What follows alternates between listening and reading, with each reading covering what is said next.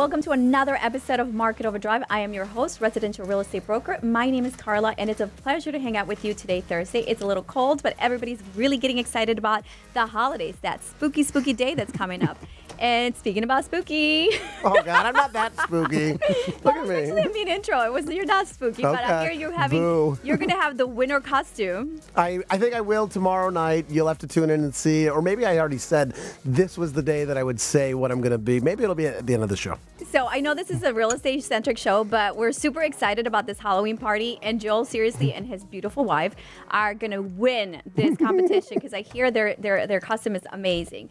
And my other co-host, how are you, Tammy? I'm doing so well and even better now that Joel said he's going to announce the costume because I've been waiting to find out what it's going to be. Yeah. So if I wasn't here, I would definitely be tuning in for the full hour. Maybe we should do a challenge to try to figure out what it is, and we should bet on it. Is that legal? Game? Betting? Yeah, we could do that. All righty then. All right. Well, welcome back. And we are Market Overdrive. We're here to elevate your real estate IQ and educate you on what's going on. If it's not newsworthy, we're not talking about it. But more importantly, if it's not happening to our professionals who are in the industry, in the trenches, transacting and making sure that you're getting the best deal, then you're not going to hear them here or watch them here on our show. Let me go ahead and introduce you to our rundown. So today we're going to have advice from we're going to have Dorothy Wulf is going to be talking about how to invest in you and how to expand your investment portfolio. We also have Ami, who's back, and she's going to talk about, ask you if you're scared about that 2020 market. And we have a very special guest, JC Vargas, who's here to talk about the Latino market. And of course, we have Jeff Conway, who is a 4-time Emmy-nominated host and interviewer and reporter. And he's going to be here later on to tell you what's happening in the mod scene along with Greg. So stay tuned and please hang out and obviously always share information.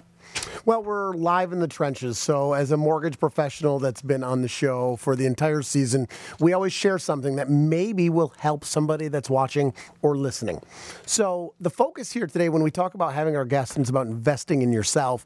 I have a client that just closed on a place last week. It was one of the smaller transactions I've done in 2019. But it touched your heart. This was a guy who was a school teacher, single man. He was paying rent and just decided, I got to get out of that rent cycle. Didn't want to spend a lot of money. He was right around $1,000 a month in rent. We were actually able to find him a condo, small, and he was able to do that with a total payment that was within $100 of what he was paying on his monthly rent. So now he's $100. It's not poor because you're actually getting something when you own a place, but he was actually able to make that transition. So most people think I only work on high-end deals. We work on everybody. We're really here to help. Don't you really, though? We do. We do. I love it. Thank you for sharing. So, Tammy, what's in your trenches? In a really similar vein to Joel's advice from the trenches, my advice from the trenches today is for the clients that are to come in the future. And because of all the clients that I've had in the past, the continuous question that I get time and time again is, how do I know how much I can qualify for when looking at a purchase? So I just wanted to quickly touch on a couple of things for people that are thinking about home buying when you're wondering how much you can qualify for. Number one, please do not use Zillow for this particular thing. Although I love Zillow for lots of reasons, and I know you do too, because we scroll. It's not accurate when it comes to this particular part that needs to be absolutely customized for you. It does not know how much your down payment is. It does not necessarily have accurate taxes, and it does not necessarily have accurate HOA dues. So please call your mortgage professional. You can call Joel or myself, and we can help you with those things. And then also recognize the difference between what payment you can qualify for and what payment you really want that fits in the budget, and figure out what you're actually after, because qualification is one thing, but the payment you're actually after is another.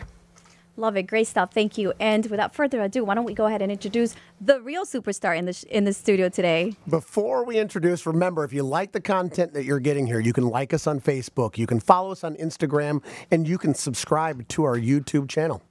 And if you want to catch our previously aired shows, you can do that on our Facebook page, of course, but also on the Apple Podcast, on Google Play, and on Stitcher. Nice. All right. Very cool. We're talking about investing in yourself. Today we have Dorothy Wulf. Dorothy, how are you? Oh, great. Thanks for having me on the show. We're so glad you're here. Dorothy's literally done this for years, and you've helped people get out of the rent role, right? I sure They're have. paying rent. How do you help them? What are some of the things that you've actually helped clients go do? I actually start off with obviously a lender, great lender, getting them pre-approved and taking a look at their situation, asking them what is their ultimate goal, where are they looking to go, and then really defining that and breaking it down to ultimately the end, which is a purchase of the property. What I like about you is you say it doesn't have to be their forever home. This isn't, people get paralyzed, right? They think, it's not the right place, I'm just going to continue to rent. Why is that the wrong idea? It's the wrong idea because you're missing the opportunity with especially our great interest rates right now. But you have to look at the here and now. Everybody's got to stay in the present. Everybody's looking too far in the future, trying to determine what their life is going to look like. And we're really right here, right now. What's the best situation for you? And then the end result will give you what you're really desiring. It doesn't have to be the place that you live in for a long time. The idea is rents are going to continue to go up. If you can get into a place that's even somewhat close to what you're paying in rent and break that cycle, you don't have to have those big 20% down payments. How many times do we talk about it on the show? Absolutely. It doesn't have to be something that breaks the bank, especially these clients that are paying $2,000 or $3,000 a month in rent. If you can save 10 grand, which you should be able to do, that's a good enough down payment on a lot of places, right? Absolutely. I think what people don't realize is that they've got to get out of that old school mentality of 20%. We have a lot of great programs, talking to you as the lender to determine what's the best situation, what's their down payment. My background is finance. I work for a bank, so I'm all about putting the least amount down and making those payments as comfortable as possible. Borrow from the bank, right? Call Tammy, call myself. Exactly. People don't realize when you actually are renting, you are paying somebody's principal, interest, taxes, insurance, and HOAs, and so they forget that. So why don't they just become their own landlord and make those payments, like you said, affordable for them and what fits their life schedule right now?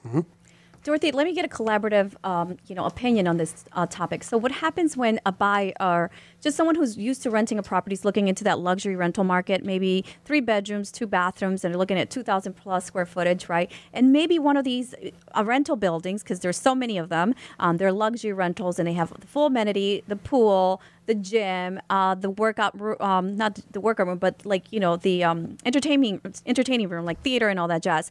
And they're paying about $3,500 to $3,600 a month for a 3-bedroom in that luxury building. And if they are going into the buy market or the sale market, it's going to be a bit higher. They're looking at like $775,000 to $800,000 for a similar comparable lifestyle. So what do you say to someone that says, you know what, I really want this lifestyle, and in the area that I'm looking and I need to be in close proximity to my job, I would really like to stay in this area, and everything I can afford, everything that matches my rental is a higher end $775,000 to $800,000 product. What do you say to them when they're saying, I'd rather stay as a tenant? Well, great question. And I feel that a lot of times the renters are actually not understanding and putting a number behind that rental versus buying. I think they have to really determine, how do I spend my time? Am I really utilizing this pool? We live in Chicago. A pool is maybe 3 months out of the year. How often do you actually live there or go there? And then actually just determining what is your ultimate outcome? And if your ultimate outcome is to actually build financial wealth, which is, where I am as a realtor, I'm all about building financial wealth. I try to let people know that if you're going to continue renting and you're going to spend this kind of money, just for the fun parts of the life, I think I try to drive people to purchase something, because I think it's just really important that you jump in and do it. That's what you talked about before. Just jumping in and doing it, and it doesn't have to be the place, like we said before, that's forever. Talk about this. You have several people that you've worked with where they bought a place and they already within a year were planning on buying the next place. And that's what we're talking about, investing yourself. Talk about how there's an advantage to moving into the property and then buying the next place. Well, absolutely. I think it is not your forever home. It's about taking that leap of faith. I think a lot of people read about it and they're just really not sure how to get there. So working with a professional realtor, lender, and then determining and understanding that that first step in the right direction is going to give them that directional feeling that they want to go into their next property. So, getting in there, getting settled in, it moves quicker than you think, and then knowing that, the next property is right around the corner for you. And then what do you do with the place that you move out? Do they sell that house or do they put a renter in it?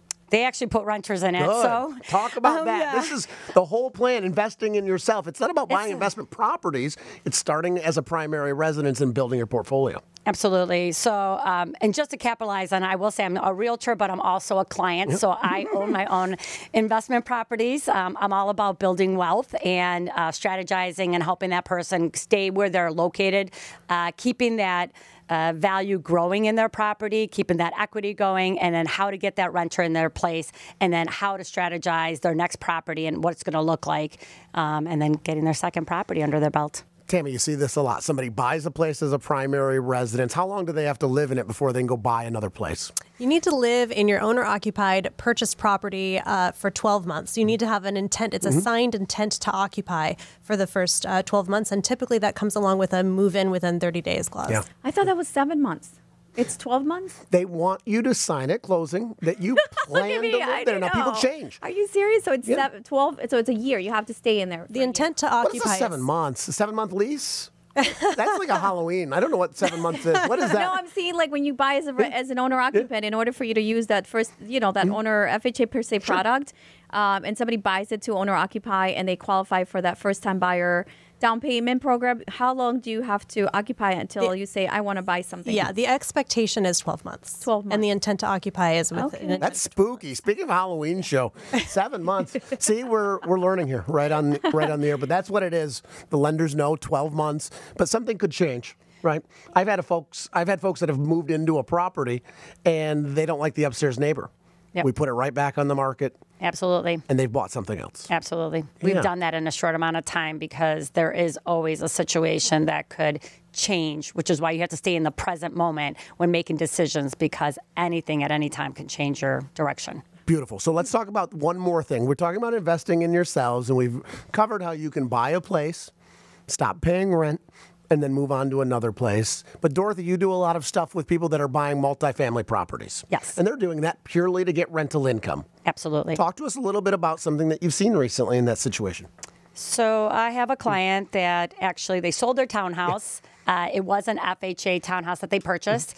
They sold it because you can only have one FHA loan in your name. So the outcome was that they sold that property, bought a multi-unit with me. They did move into it. I think they were just extremely happy of knowing that they're going to be they were financially free. Yeah. They went to work every day. They didn't have to really make a mortgage payment. Their tenants actually covered the payment. You can cover find the payment them. Because when you're purchasing a property, sometimes you're taking ownership with low rents. Yeah. So you're kind of making that adjustment. So they ended up moving in there, and then they just saw how amazing it was to be financially free, and they wanted to do it again. Yeah. So we started that process pretty early. It was 6 months because sometimes it takes a while to find a new property. And within a year, they actually found a second property and just recently moved in. So and if you work with Dorothy, you can buy one of these places right up front, like she talked about with FHA, and that is 3.5% down. It's crazy that FHA will still allow you to buy a 2, 3, or 4 unit building and put 3.5% down. And the beauty of it, you're moving into one unit and you're actually using 75% of that extra other income to help qualify you for a little bit more. So when you're thinking about buying a single family home versus a multi-unit, you actually qualify for a little bit more. And Dorothy, can you tell us or share with us like that price point so that we can get like real life examples? What was the acquisition cost for a multi-unit? Because I think a lot of people fear that big number. But when you're looking at multi-units who are actually generating income, I feel like they should be more focused into the actual income that they're getting versus that big picture price. Absolutely. This particular client, they were looking at a lower price point, around $300,000. After I always push my clients to look a little bit bigger and understanding that they could qualify for more. So this particular property was $390,000 that they acquired, and it was actually listed for $445,000. But we were able to beat them up on price. Tell us more about that. Yeah, that's a big drop, wow, right? that was a steal. Yeah. So a little bit of my background. I actually delve into the property and I really break it down and let people and agents know that maybe their property isn't worth as much or the actual comparables aren't there.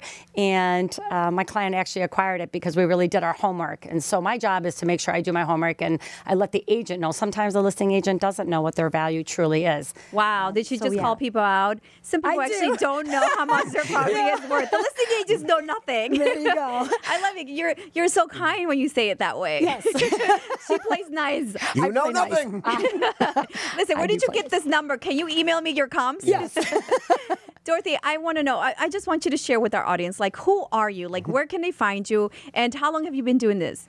So I am Dorothy Wulf with Wulf Properties Realty. I just recently obviously opened my own real estate company, which I'm super excited about. I've been doing it for 13 years.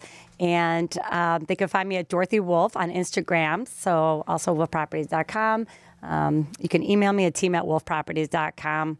And I have, like I said, I am not only a agent, I'm a managing broker, I'm an owner of my company, and I'm a client as well. So I own a lot of investment properties that could really help all my clients and anybody that's looking to invest. I love it. Great. Thank you so much for coming out and hanging out with us Thanks and for Mod having us. Squad Studios. We did it. You really have to know what you're talking about, though, really. Because Years of doing it. Exactly, because you can't advise other people and say, oh, buy property and be a landlord and manage properties without doing it yourself, because property management is crazy. No, it's not just something that you can jump into. You need an expert. And right now, everyone thinks they can go online and become an expert. Now, you can start online, and that's perfectly acceptable. But you really need to find somebody like Dorothy that actually has a heart. She cares. Yeah. And she's done it. And that's how you could really partner with somebody that will get you over that hump. Exactly. What I love about Dorothy is the fact that she actually goes above and beyond by, coaching her clients, making sure they understand. The concept of investing it's huge, right? Because it's not just buy one property. If you're buying multiple properties with one, real estate consultant, it means that they really know their craft. They're finding you amazing deals. I mean, how about that price point? And of course, not just that, keeping it rented and knowing how to manage those tenants that are your clients. So thank you so much, Dorothy, for coming out and hanging out with us. Mrs. Tammy, you have someone here you'd like us to hear from? Why, yes, my dear, I do. It is the one and only Ami Bumia. This is part 5, right, of your part 6 series? Your 6-part series? I'm so happy to be back. So, yeah, we are right here on the home stretch. And, man, did she ever bring some goodies for us to discuss today.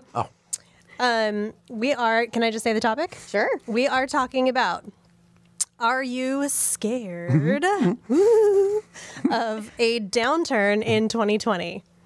It's a scary topic, right? It's a scary topic, but everyone's talking about it. So we should talk about and it. We can talk about it here. Yes, we can. In fact, we will. We're going to do that right now.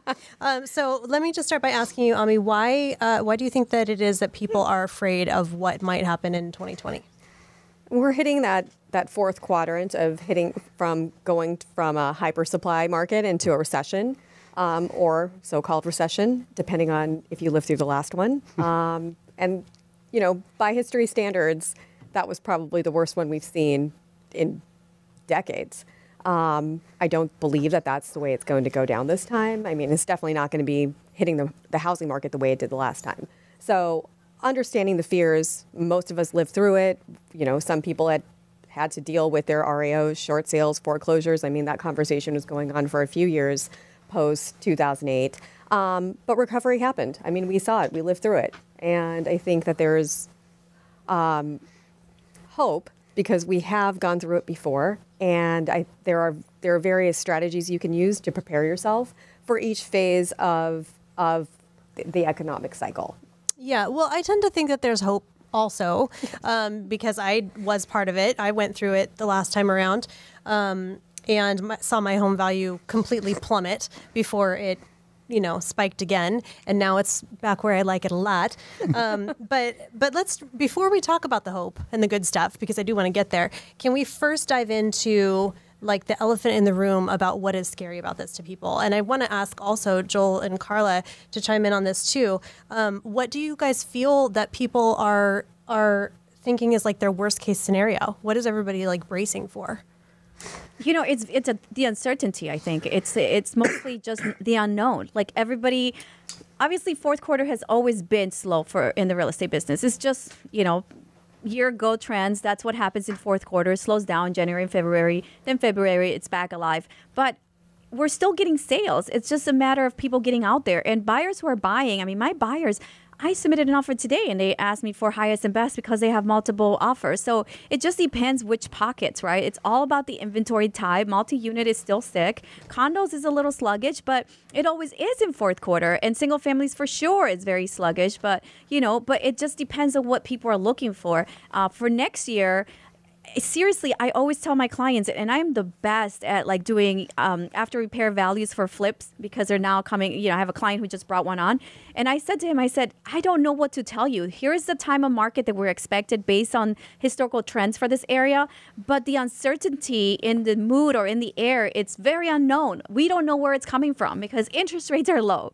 There is a lack of inventory. I am the only property that's completely rehab. I'm in a very affordable price point where it would just fly off the market. But I'm used to being on the market 5 days, and now you're starting to see 10 days, 15 days. And I think the other trend is that sellers are still thinking their properties are going to sell at a premium, and sellers are still thinking that they're not going to concede on repairs because the multi-bore contract says that they don't have to fix anything because it's got to be a hazard. But guess what? It's a buyer's market. And I just had a deal fall apart because the sellers wouldn't make any repairs. And literally my client was saying, all I need you to do is provide a mold inspection to show me that there isn't any mold. So again, there's a lot of uncertainty, and I think that it's shifted from a seller's market to a buyer's market, and sellers are still not getting it. It is. And I think it's shifted from a seller's market to a buyer's market, and we're seeing that now. But that doesn't completely explain to me why some buyers are just so gripped right now by fear. For instance, I have a buyer that I've been working with for probably 6 months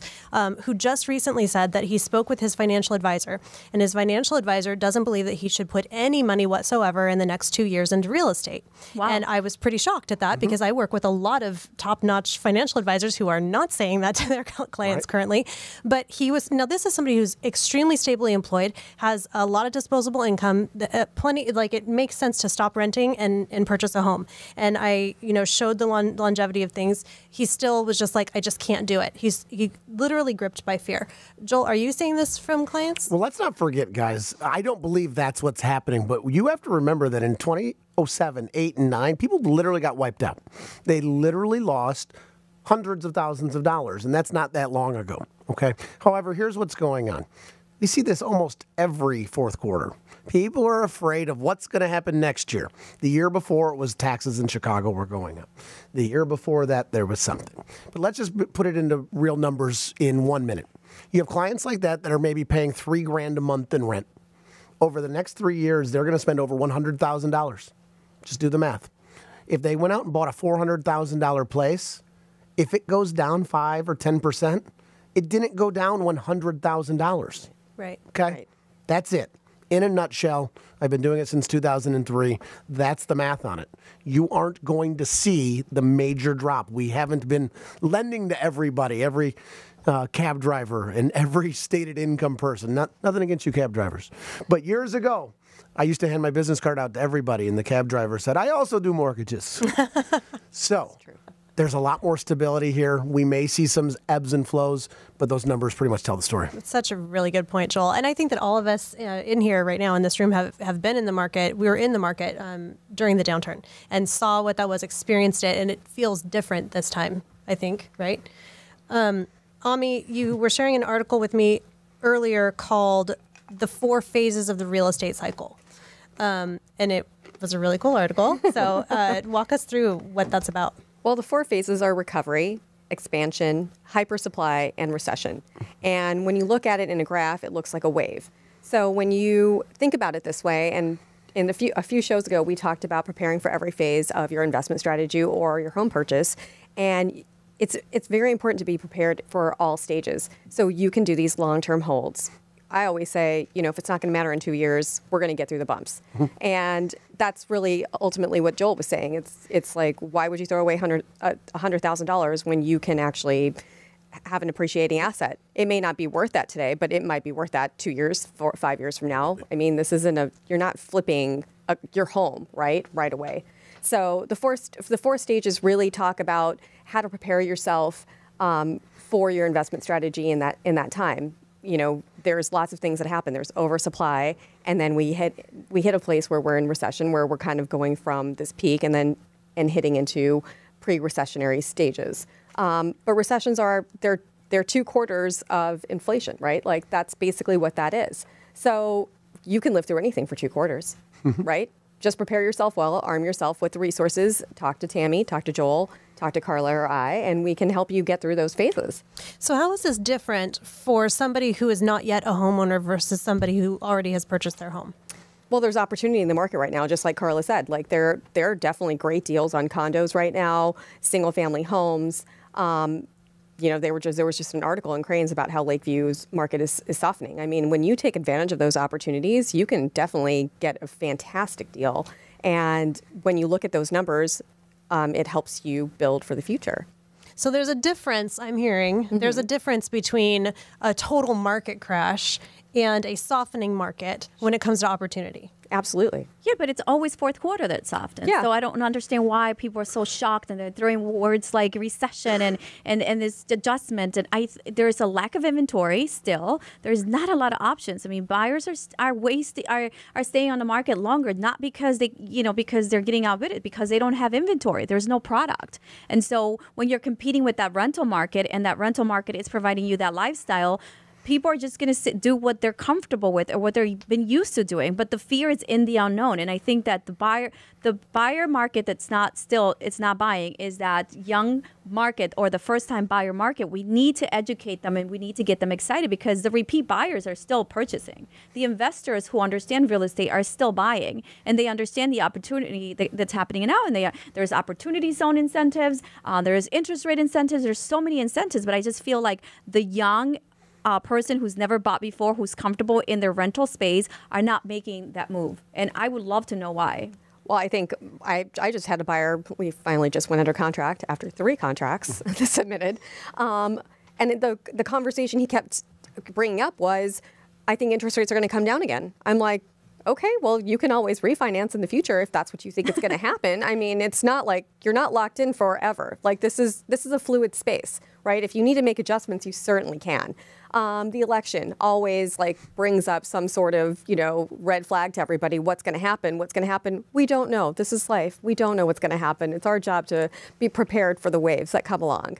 Yeah. I mean, real estate is always spooky, right, as they say. But once you do it, you know what you're doing, and it becomes kind of addictive. And I like to tell my agents, they're like, oh, we love you. I'm like, no, Karla loves closings. Tell me when you're going to close those deals. Because once you do it and you get, you negotiate a deal, then it just becomes really, really addictive. And you buy your own property, like Dorothy was saying. I mean, how about her client buying one property and then 6 months or 7 months later preparing to complete that second transaction within the same year? I mean, I think that's amazing.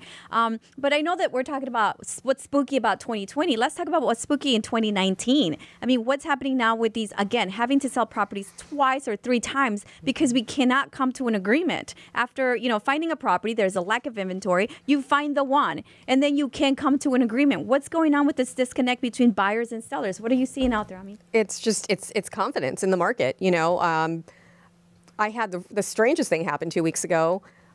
I had a buyer. We submitted the offer. The seller just decided on a whim they weren't going to sell. They pulled their unit off the market. No rhyme or reason. I had a listing. The buyer submitted an offer. We finally came to terms, and the seller got cold feet. This is showing a lack of confidence in the market because of this spookiness of the unknown. I don't know if the seller thought that they were going to get more money in the spring market, and they were just holding out and testing the market. That could have been what was happening. Or if people are just feeling like they're being stretched on their price points and then feeling like, I don't want to get myself into something that I have to commit to, so I'm going to continue to rent. Yeah. And that just seems like the conversation that keeps happening over and over again. So what is one thought that you would like to leave with people today in terms of all this spookiness? That if you prepare yourself well for whatever market you're in, you will find a strategy that works. And then just like Karla said, you will continue to do it over and over again. The stock market is no different. People don't start freaking out every time something happens in the stock market. They stick to it. They feel like they can get through this little hump. It's the same with real estate, and the returns on real estate are always great and ongoing. Yeah, it's a long-term thing. Yeah. And who do they call when they're looking for real estate? You can call me. I'm on Instagram. I dole out tons of advice. Ami Bumia, AMIBUMIA. Love it. It's always a pleasure to hang out with you. You're a rock star. I love you. Thank you so much for hanging out. Love to see you guys. See ya. Moms. You know, one of the cool things, again, is just the education piece that we bring to you on Market Overdrive. It is, again, to educate you, elevate your real estate IQ. And it sounds corny and cheesy and everything, but it's about knowing what's happening in the market, what's happening in the trenches. And I say that often, Joel, but it's, again, adjusting to what's happening. I recently had a contract where the property was listed at $450. They made an adjustment. They ended up being at $4.25, right? We ended up buying it for $410. And the property was truly justifiable at $4.25. I get it. However, the seller felt that we were nickel and diming. We agreed to the 410, and then when it came back to inspections, there were some more things that needed to be corrected. And then at that point, she felt like we were asking for too much. Unfortunately, this is her second deal that falls apart during inspection. We have to concede, we have to educate our clients because it is a changing market. It's a buyer's market. Wouldn't you want to be in and out and sell and then move on to your next property? If it comes up an inspection for one buyer, it's going to come up the second time around, right? Exactly. If it was really worth what you wanted, it would have been sold by now. Exactly. So we can teach and educate, and you just have to actually understand that. Everyone gets emotional about it. Yeah. But what Ami said there was that it's not that scary. I love that. I love it. And then we talked about, you know, Dorothy came in here and she said that she got what that property was like. She got it for $380 or something. Oh yeah, she would have gotten of course, $450 down to $380. That's who I want to use. Exactly. And last time I talked about my brother, so we're back under contract, yay! And we're still keeping our amazing deal. We're getting for like $50,000 less than list price, but it's amazing. It's just hard because we have to sell properties over and over. So real estate is not supposed to be emotional, but it is. But in the studio today, we have someone I'm very emotional about. You know. I swear we need music. We need some kind of Latino music here. Some maracas, like hello. That's awesome. Reporting live from the Latino corner. We want to know what's happening in Latino market. How are you, JC? Hi, I'm good. Hi. Her daughters are here, so she's super excited. Yeah. How long have you been in the real estate business? Actually, 3 years. Wow. Yes, full-time this year. Before I managed the business, I actually work with the agents and I help them. But now I'm full-time. Look at that. So when we're talking about what's happening in the market, the adjustments, I think one of the things that we also have to talk about as industry professionals is a lot of people were coming into the industry and getting licensed to become licensed real estate brokers. And as you said, Joel, back in the days, everybody was getting a mortgage license as well. That's right. So what kind of trends are you seeing in the market as far as like more licensees, or are people getting afraid about those who open up their own brokerages? What are you seeing out there? In our market, I see like people every day are getting their license more and more and more. So people are excited. People are selling all the time. Social media helps a lot. Sometimes people promote more than they're selling, so it kind of like gets people excited. So I think social media is a big help. In I see a lot of people getting licensed every day. Like a lot of people that I know just becoming licensed. I talk to people, they're like, oh, I want to be a real estate agent. And it's like, how can I do it? And I always try to guide them a little bit. But so there's still that excitement. So in the Latino market, are you seeing that people are taking advantage of this slow market, or are they still waiting? Are they afraid like the general market? What is the trend there? Actually, they are excited because because Latinos are bargain shoppers. They want everything for low. Yes, that's why it's hard in our market, because the rates are going low. So to them, it's excited. It's all about getting the low mortgage, the low everything in our market. So it's it's better for us right now. It's working because the rates are so low. So I'm busier than ever because of the rates. The only thing is that they do want to lowball everything. So it's like, I'm like, there's 10 offers for this particular building. And they're like, I still want to put 20,000 less and see what they say. And I'm like, okay.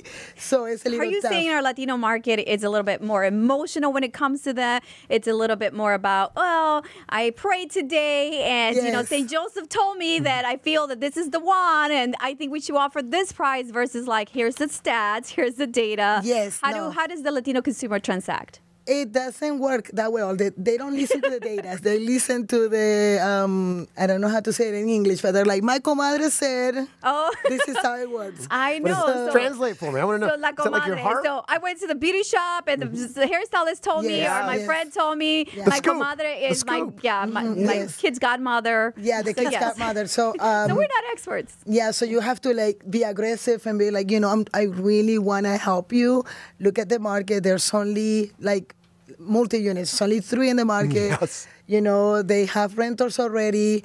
There's going to be more people asking for the same building. So you either make a decision today or it's not going to happen. Yeah. Because the inventory, it is getting lower, especially because the houses are a little less expensive. So, the inventory is lower than it ever was. What I like hearing from you is that there are so many people that are joining into the industry, right? And that's helping our Latino buyers go out and partner with somebody that they trust. They'll listen to somebody that speaks the language, right? Yes. Does that help you connect with buyers? Absolutely. Okay. Yes. They love the fact that they can communicate with us. They wanna know what they're signing, and it's a lot of paperwork. So they have questions, and they wanna feel like I need to speak with someone that is willing to take the time with me. That's in their corner, right? I love hearing that. Exactly. Education is key. Now, JC, finally, we have 77 neighborhoods, right, in Chicago, and as much as we like it, it's not like diverse in every section. We have like the different neighborhoods. We got a Little Italy. We have Pilsen. We have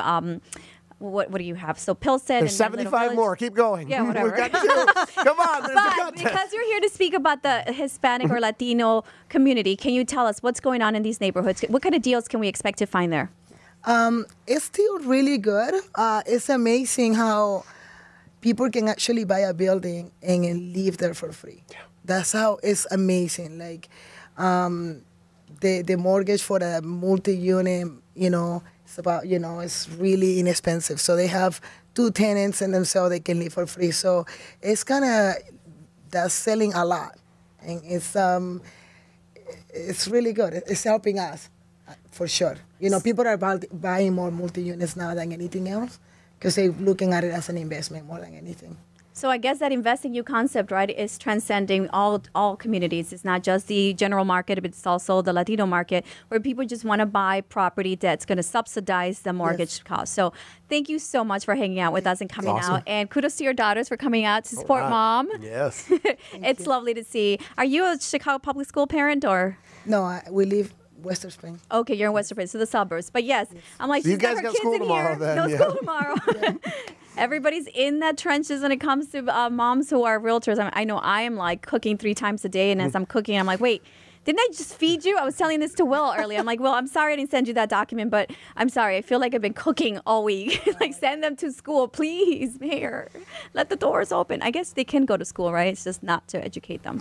So anyway, sorry, Karla's on a tangent. So next, we have the fun part of Market Overdrive, right? It's Market Overdrive in the scene so that you know what's happening, what school. I know it's Halloween and everybody wants to go out and dress up, but today we have a 4-time Emmy-nominated superstar in the studio, and he's usually on the opposite side where he's interviewing me, and it's my pleasure to actually get to interview him. So how are you, Mr. Conway? I'm great, Karla, Joel, Tammy. Thank you for having me. How are we doing? Grade us. I want to get You guys are doing so good. No, you guys are your reflection's really, really good. Reflection. I love Yeah. it. Not spooky. I'm impressed. I'm a little nervous now. I feel like I'm going to be like blah, blah, blah. So, Jeff, tell us a little bit about you. You're here to represent in the scene to tell us what's going on. But before we get to that, I really want our audience to know a little bit about you just because I absolutely love you and I want to introduce you to my friends. So, friends, meet my amazing friend. Well, thank you for the good introduction too, Karla. So my name is Jeff Conway, and I am a journalist here in Chicago. I originally started with NBC 5 24/7. It was an entertainment show around town, a magazine show.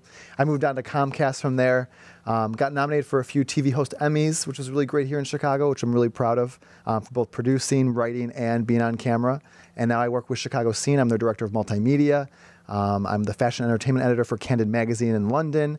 I'd like to put my hands in a lot of baskets. I love it. I love it. And he does that. He's everywhere. So follow him. What's your social media handle? Because you're always promoting the best events in Chicago. So if you want to know what's happening in the scene, this is the guy to follow. I appreciate it. So on Twitter, it's at Jeff Conway. On Instagram, it's at Jeff_Conway. You'd be surprised how many Jeff Conways there are actually Really? out there. It's like a John Smith. You're my only one. Hashtag fan I number appreciate one. that, Karla. Jeff, who do they say you look like, though? Before we get into it, there's this. I got to get this out there. Who's your twin? So I have a real twin in real life, which a lot of people don't know, actually. Oh. But more so like me is Ryan Gosling. I'm told. that's so sexy. And I interviewed him back in October of last year in Chicago, and I just brought a photo side by side, and he actually said, "We need to make a doppelganger movie." His words. It's changed my Tinder dating life since. I'm sure I love it. I love it. That's amazing. Yeah. All right, so get to it. What are we promoting today? So tomorrow is Halloween in the beautiful Gold Coast neighborhood over at the Ambassador Chicago, and it's Halloween, not Halloween, because it's a Hollywood theme party. So we're gonna be having everybody dress as old Hollywood stars, or if they want to be their best TV film person in history. Oh, wow. So, Joel, you're going. Well, We're I'm super going. excited. Yes, I am. I'm going to be there. We're going to guess who I'm going to be. Wait, is that a hint? Well, Come on, give me Is this like another risky one. business? You could be in underwear? I could be in underwear. That guy's name was Joel. That was Tom Cruise. Oh, Tom. But it is out of the bag. I am going tomorrow as Ace Ventura. My wife That's awesome. has That's the perfect most for you. amazing dolphin costume. She is Snowflake. She's wonderful. And we are so excited to be at the Ambassador Hotel tomorrow night. Oh my gosh, I'm excited to see Yeah, this it's costume. for I'm real. feeling okay, so I'm dying of FOMO here. I'm Alrighty excited.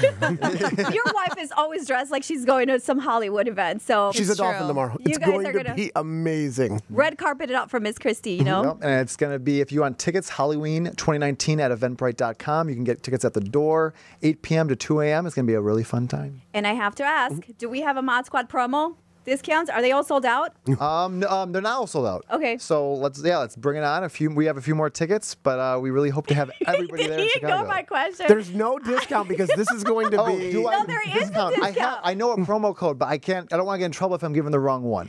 Okay, so, So inbox watch, Karla. Yes, hit up Karla, and I will give her the goods. Because I do right. have a code, but I don't know if I have. No, I think he recreated something else, so whatever. Can you Okay. just tell him to make me a hashtag Yes. Mod Squad promo? Jeez. Okay, tonight this will be up. I will hound my colleagues until it happens. Okay, hashtag Mod Squad, and you can get a discount to go to this event that's going to be the best ever. So if you got that super cool costume you've been working on all week, all year, this is the best place to come out. And what is the prices, right? There's like trips around the country for wow. new hotel stays in LA, New York.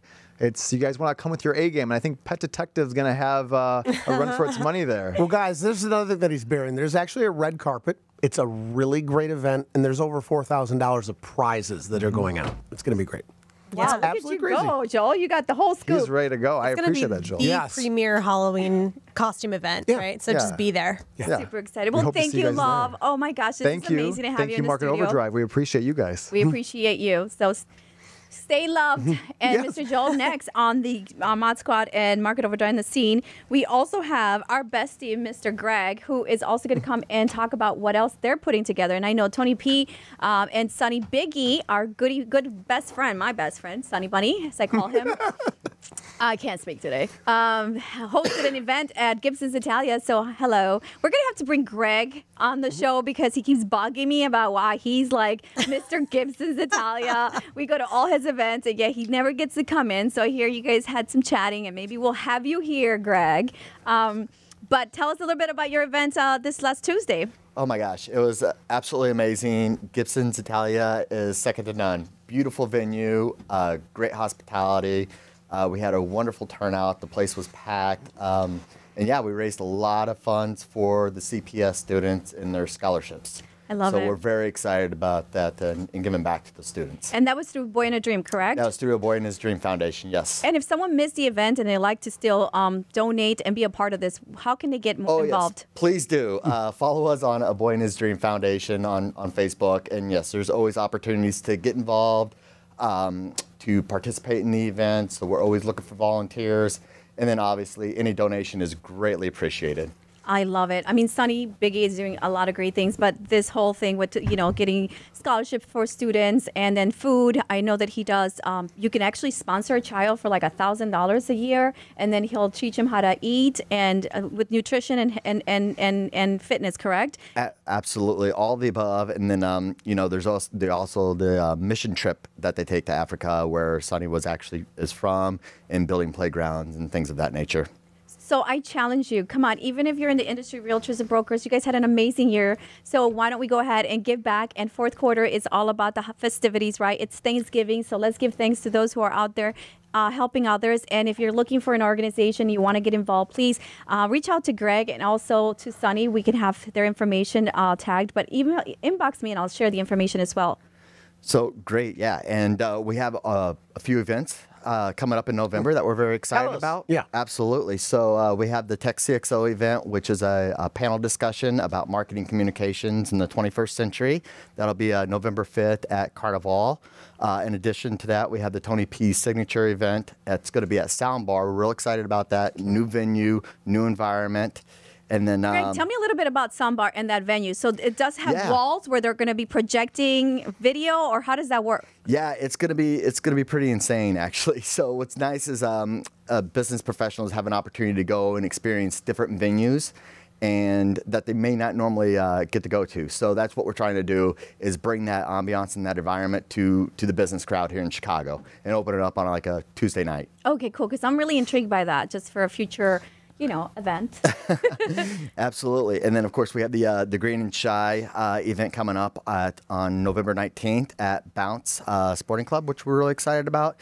And then, and to wrap up November, on November 23rd, we have the Street Samaritans Open Hearts Gala at Tao coming up as well. So another good opportunity to give back in the holiday season and get out and get involved. So, love it. Do you sleep? I mean, you're from like event to event. I can't keep up with these guys. Yeah, no, not so much. But that's okay. So long as people are having fun and people are getting involved and people are giving back, I'm all for it. And that is what we do. We want to make sure that you're out in the scene, being seen, and making, changing lives, as we like to say, right? Absolutely. Thank you so much for bringing the best of what's happening in the city. Tammy, are you hanging out? Are you going to tomorrow's event? I don't know yet. I'll let you know. Go to the Greed I'll Rush surprise one. you. I definitely am very intrigued. Greg's one of the guys that are really doing it. He's genuine. He's out there. We're really glad when you're on, because so often in this industry, we get caught up just doing the work. And then Monday rolls around and you go, shoot, I missed that. So that's the reason why you tune into Market Overdrive. You learn about what's going on, not only in the industry, but around the city of Chicago. Yeah, for sure. I was really bummed because I missed Yana's event, and she had a Forbes event, and it was Tuesdays are just the worst for me. So again, here's Karla venting. Let's not do that again and again. Thank you so much for hanging out with us and watching us. This is going to be our 5th year of Market Overdrive craziness, and we hope that we've inspired you. You learned something, whether it be you want to invest in the general market and be a second-time, third-time investor, or you want to tap into that Latino market and find out how it is that we transact. I hope you learned something. So again, share it and just watch again. We're going to be back November, right? 2 weeks from today. We'll see you soon, guys. Thank you. Tammy, as always. Aw, much love. Have a blessed night. Goodbye. Bye.